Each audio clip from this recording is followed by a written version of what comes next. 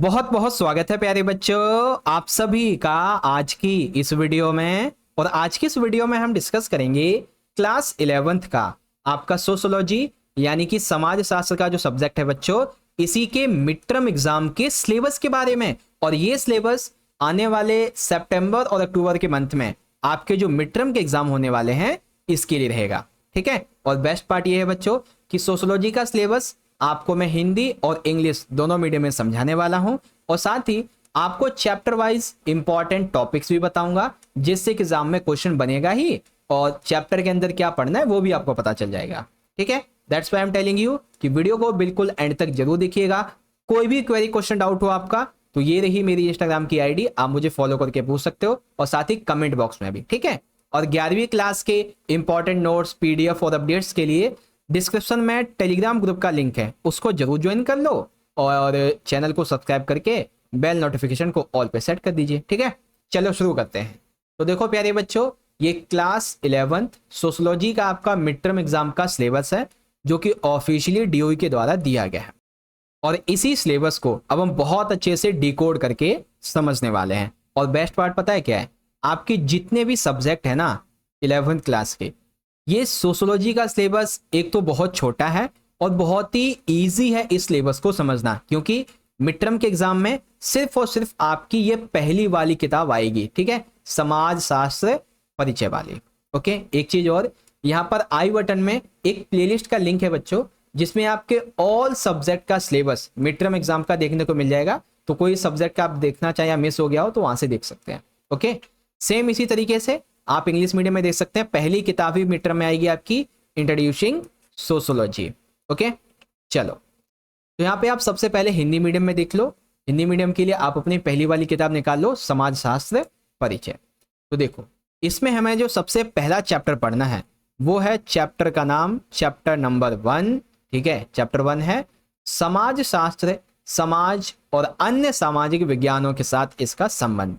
अब आप कहोगे अरे सर जी, यहाँ पे चैप्टर का नाम कुछ और है और सिलेबस में कुछ और है। तो बच्चों, जिनके पास में भी ना नई वाली एनसीईआरटी की किताब होगी उसमें ये चैप्टर का नाम हो सकता है, क्योंकि चैप्टर का नाम 2025-26 के लिए चेंज हो गया है। ओके, कंटेंट चेंज नहीं हुआ है, चैप्टर का नाम चेंज हुआ है बस। ओके, फिर देखो यहाँ पे हमारा दूसरा चैप्टर होगा समाज शास्त्र में प्रयुक्त शब्दावली, संकल्पनाएं एवं उनका उपयोग। तो ये रहा हमारा दूसरा चैप्टर, ये वाला है ना। तो ये 2 चैप्टर हो गए अभी तक। इसके आगे देखेंगे तो ये आएगा हमारा अब तीसरा वाला चैप्टर। ठीक है, जिसका नाम है सामाजिक संस्थाओं को समझना, यानी कि ये रहा तीसरा चैप्टर हमारा, सामाजिक संस्थाओं को समझना। फिर होगा चैप्टर नंबर हमारा यहाँ पे 4th, संस्कृति तथा समाजीकरण, ये रहा। ठीक है, ये 5वां वाला चैप्टर आपको नहीं पढ़ना है। ओके, तो कुल मिला के अगर हम बात करें आपके मिड टर्म के एग्जाम में पहला, दूसरा, तीसरा, चौथा यही आएगा। ओके, चिंता मत करो बच्चों, आपको मैं इन सभी चैप्टर्स के मोस्ट इंपॉर्टेंट क्वेश्चंस हो गए, एमसीक्यूज हो गए, सब करवा दूंगा। ठीक है, आपकी तैयारी बहुत अच्छी करवाऊंगा। अब सेम इसी तरीके से इंग्लिश मीडियम में तो आपका जो चैप्टर नंबर 1 है उसका नाम होगा sociology, society and its relationship with the other social science disciplines. तो चैप्टर 1 यहाँ पे इसका नाम चेंज हो गया है। Second chapter terms, concept and their use in sociology. Chapter 3 होगा understanding social institutions, and chapter 4 culture and socialisation. ठीक है, अब देखो इंपॉर्टेंट टॉपिक से जहां तक हम बात करें, ठीक है, हर चैप्टर के, तो चैप्टर नंबर 1 को देखेंगे, समाज शास्त्र, समाज और अन्य सामाजिक विज्ञानों से इसका संबंध। तो इस चैप्टर में आप पढ़ेंगे बच्चों समाज का परिचय। ठीक है, व्यक्ति और समाजों के बीच में बहुलताएं क्या है, यानी कि अंतर क्या है, समानताएं क्या है और असमानताएं क्या है। समाज शास्त्र का उद्भव कैसे हुआ, ठीक है, इसकी प्रकृति कैसी थी, इसके दायरे इसका परिचय क्या था, अन्य सामाजिक विज्ञानों से समाज शास्त्र का कैसा संबंध है, इसके बारे में। दूसरा चैप्टर समाज शास्त्र में प्रयुक्त शब्दावली, संकल्पनाएं और उनका उपयोग। तो इसमें आप सामाजिक समूह और समाज के बारे में समझेंगे, सामाजिक स्त्रीकरण के बारे में जानेंगे, परिस्थिति और इसकी भूमिका क्या होती है, समाज और सामाजिक नियंत्रण क्या होते हैं, इन सभी के बारे में जानेंगे।